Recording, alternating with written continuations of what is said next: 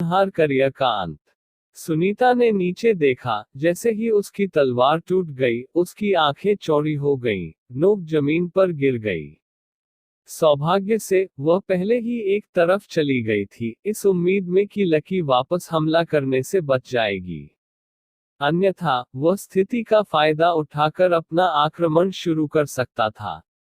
Lucky ने अपना blade पकड़ा हुआ था और उसने महसूस किया कि उसने उसकी तलवार को चकनाचूर कर दिया था, जिससे वह बेकार हो गई। इससे पहले कि सुनीता सदमे से उबर पाती, लकी ने अपने नंगे हाथ से उस पर वार किया और उसे जोर से धक्का दिया। विरोध करने में असमर्थ, वह पीछे हट गई, केवल अपने पैर रखने में कामयाब रही। उसके पास वर्षों का प्रशिक्षण था, इसलिए वह अपना संयम बनाए रखने में सफल रही। अपने टूटे हुए ब्लेड को पकड़कर, वह भागने की योजना बनाते हुए दरवाजे की ओर बढ़ी। लकी ने अपना हाथ पीछे खींच लिया और अपना चाकू सीधे उस पर फेंक दिया। ओह! सुनीता दर्द से कराह उठी और अपने कंधे से लिपट गई, उसकी उंगलियों के बीच से खून बह रहा था। चोट को धीमा करने की अनुमति देने से इनकार करते हुए उसने अपने दांत भींच लिए। उसने दरवाजा खटखटाया और कमरे से बाहर चली गई। लकी बहुत मजबूत था और असफलता अवश्यंभावी थी, इसलिए सुनीता जानती थी कि उसे बचना होगा। वह हंसा और उसके पीछे हो लिया। देर हो चुकी थी, इसलिए वह बहुत अधिक शोर नहीं करना चाहता था और सभी को जगाने का जोखिम नहीं उठाना चाहता था। अगर कोई जांच करने आया तो उसे चोट लग सकती है। बाहर भागते समय सुनीता ने घाव को अपने कंधे पर दबा रखा था। लकी चाकू से गंभीर रूप से कुशल था और वह स्पष्ट रूप से एक शक्तिशाली मार्शल कलाकार था। वह अपने जीवन में पहली बार अपने लक्ष्य को मारने में विफल रही थी और उसे यकीन भी नहीं था कि वह बच पाएगी। लकी ने कुछ दूर रहकर सुनीता का पीछा किया, लेकिन उसे भागने नहीं दिया। फिर कुछ बहुत गलत हो गया।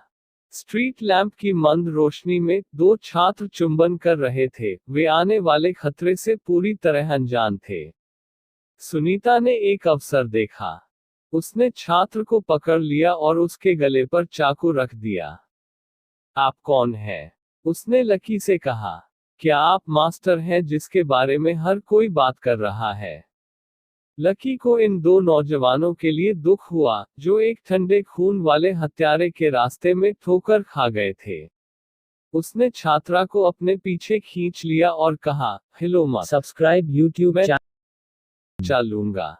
लड़की ने एक कदम आगे बढ़ाया, लेकिन फिर उसने लकी की ओर देखा और फिर से पीछे हट गई, उस महिला को देखते हुए जिसने अपने प्रेमी को बंधक बना लिया था और लकी के कदम उठाने का इंतजार कर रही थी। मैं कौन हूँ? लकी ने सुनीता से पूछा। क्या तुमने पहले से ही मेरी जांच नहीं की है? उसने उसकी ओर देखा। अपनी जान जोखिम में डालना एक बात थी, लेकिन अब सुनीता एक मासूम लड़के को धमका रही थी, इसलिए उसे और भी ज्यादा सावधान रहने की जरूरत थी। मुझे लगता है कि आप प्रसिद्ध लकी हैं, सुनीता ने कहा।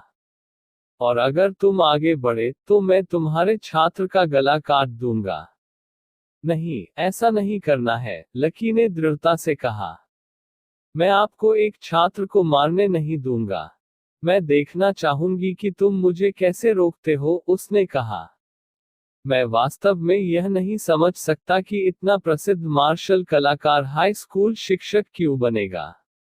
लेकिन, चूंकि आप उनके प्रिंसिपल हैं, इसलिए आपको अपने छात्रों की रक्षा करने की आवश्यकता है, इसलिए यदि आप मुझे जाने देते हैं, तो मैं वादा करता हूं कि चोट नहीं पहुंचेगी।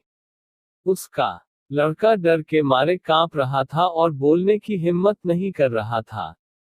यह वास्तव में योजना के अनुसार नहीं चला है ना?